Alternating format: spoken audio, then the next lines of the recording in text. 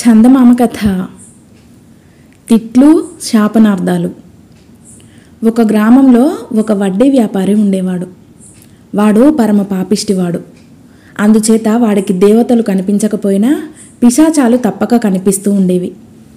పిశాచాలను చూస్తే మంచివాళ్ళు దడుచుకుంటారు, కానీ పాపిష్టి వాళ్లకు పిశాచాల భయం ఉండదు. ఈ వడ్డీ వ్యాపారి ఆ గ్రామంలో ఉన్న ఒక పేదరాలికి అప్పు ఇచ్చాడు. ఆ పేదరాలు 6 పిల్లల తల్లి. అకస్మాత్తుగా భర్త పోయాడు.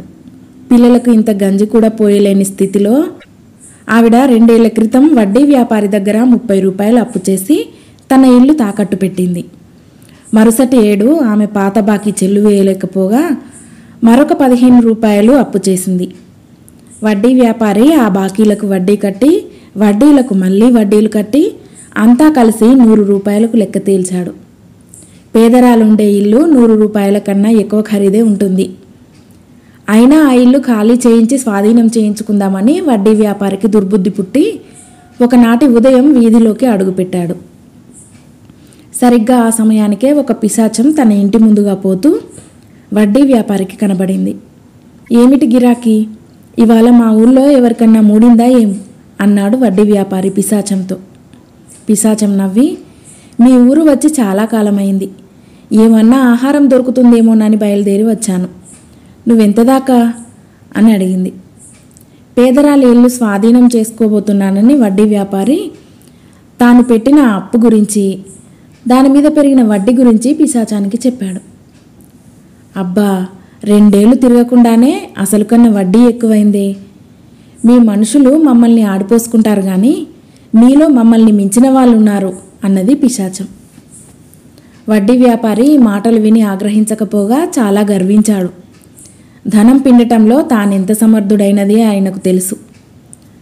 వారు మాట్లాడుకుంటూ కొంత దూరం వెళ్ళేసరికి ఒక పూరి గుడిసెలో నుంచి ఎవరో స్త్రీ తన కొడుకు మీద కోపడటం వినిపించింది. నిన్ను పిశాచం మింగా, తలుపు జాగ్రత్తగా ముయ్యమని ఎన్నిసార్లు చెప్పినా నీకు జ్ఞాపకం ఉండదేం? మాయదారి పిల్లి కాస్త వెన్నంతా మింగిపోయింది అంటున్నది. అదిగో నీకు ఆహారం, ఆవిడ తన కొడుకును నీకు మింగబెడుతుందట అన్నాడు వడ్డీ వ్యాపారి పిశాచంతో. పిశాచం నవ్వి, అది మాట వరుస కన్న మాటే గాని ఆవిడ మనస్ఫూర్తిగా తన కొడుకును నాకు ఇస్తాననటం లేదు. ఇంత అనుభవం ఉన్నవాణ్ణి నాకు ఆ పాటి తెలియదా అన్నది. మరికొంత దూరం వెళ్ళాక ఒకచోట భార్యాభర్తలు ఒకరినొకరు తిట్టుకుంటున్నారు. ఒకరినొకరు నిన్ను పిశాచం మింగా అని తిట్టుకోవటం విని వడ్డీ వ్యాపారి పిశాచం కేసి తిరిగి, ఇది ఇంకా మంచి అవకాశం, ఒక్క దెబ్బతో 2 మింగవచ్చు అన్నాడు నవ్వుతూ. పిశాచం తల అడ్డంగా తిప్పి, ఇవి తిట్లే గాని నిజమైన శాపనార్థాలు కావు, మన దారిన మనం పోదాం పదా అన్నది.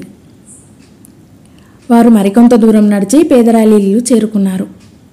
వడ్డీ వ్యాపారి ఇంటి తలుపు తట్టాడు. పేదరాలు వచ్చి తలుపు తీసి వడ్డీ వ్యాపారిని చూసి, ఏం నాయనా అని పలకరించింది. మరేం లేదు పిన్ని, నీ బాకీ అసలు ఫాయిదాలు చేరి గొలుసు వడ్డీ లెక్కన 100 రూపాయలైంది. ఈ ఇల్లేమో నాకు తాకట్టు పెడితివి. ఈ 2 ఏళ్లలోనూ ఒక్క దమ్మిడి చెల్లు వేయకపోతివి. నువ్వు మాత్రం ఎక్కడి నుంచి తెస్తావులే, ఇంటి ధరకు బాకీకి సరిపోతుంది. అందుచేత నువ్వు ఇవాళ ఇల్లు ఖాళీ చేసి నాకు స్వాధీనం చేసి బాకీ చెల్లు వేసుకో. ఈ మాట చెప్పిపోదామని వచ్చాను అన్నాడు వడ్డీ వ్యాపారి. పేదరాలికి మండిపోయింది. నీ కడుపు కాలా, నిన్ను పిశాచం మింగా 45 రూపాయలు చేతిలో పెట్టి ఇల్లు కాజేస్తావట్రా, ఉండు నీ సంగతి చెబుతా అంటూ లోపలికి వెళ్ళింది. ఆవిడ వెనక్కు తిరిగిన మరుక్షణం పిశాచం వడ్డీ వ్యాపారిని గుటుక్కున మింగి తన దారిన తాను వెళ్ళిపోయింది. పేదరాలు వడ్డీ వ్యాపారికి దేహశుద్ధి చేయటానికని చీపురు కట్ట తీసుకొచ్చేసరికి బయట ఎవరూ లేరు. వీధంతా నిర్మానుష్యంగా ఉంది. ఇంతలోనే ఏమైపోయాడబ్బా అనుకుంటూ పేదరాలు తలుపు వేసుకున్నది. కథ సమాప్తం.